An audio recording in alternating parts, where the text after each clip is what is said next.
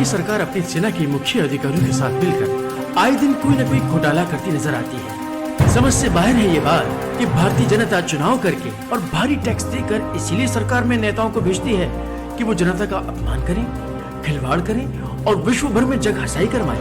2015 में मॉरिशस और भारतीय सरकार के दरमियान एक मुआहदा तय पाया था, जिसमें भारत सरकार मॉरिशस के जजीरे अगालीगा में काम करेगी, जिसमें इस जजीरे का बाहरी विश्व से राब्ता बेहतर बनाने का जिक्र था।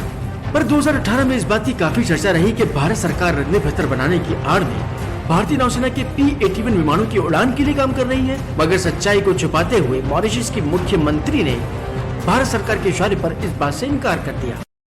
Et de deux, ça a jeté avec la piste d'atterrissage. Est-ce qu'il peut utiliser uniquement à des fins civiles ou également à des fins militaires?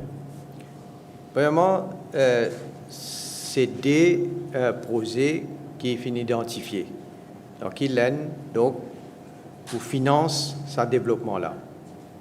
Maintenant, nous avons guetté, après, s'il y en a les autres projets, mais Valérie disons, nous sommes d'accord, donc ça des projets là. Ça veut dire des projets avec toute l'infrastructure nécessaire qui est associée à ces projets-là.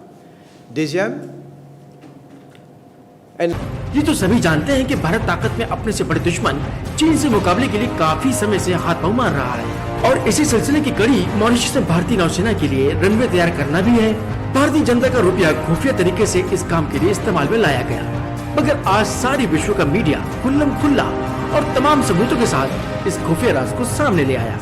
एक तरफ सारे विश्व का media जहां भारत की गलत बयानी को लेकर जगहसाई कर रहा है, वहीं दूसरी तरफ इस बात को लेकर के भी काफी हाहाकार मचा रहा कि युद्ध के जुनून में अपने ही देश की जनता की खून पसीने की कमाई मॉरिशस की सरकार को रिश्वत में लेकर बदले में अड्डा खरीदा गया। विश्व भर का मीडिया इस बात को लेकर भी काफी चिंतित दिखाई दे रहा है कि इस तरह के युद्ध शक्ति बढ़ाने से अफ्रीकी देशों को खतरा हो सकता है और भारत सरकार को ऐसे कामों से बाज रहना चाहिए।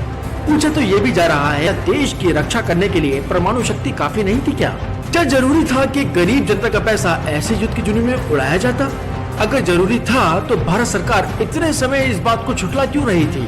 क्यों करवाई जग भर में भारत देश की जगहसाई? कहाँ है वो नेता जिन्होंने इस माहिदे पर काम किया? कौन बताएगा भारतीय जनता को सच्चाई? किसका मंसूबा था? कितनी लागत आई? कब तक रहेगा ये रनवे भारतीय नौसेना के पास?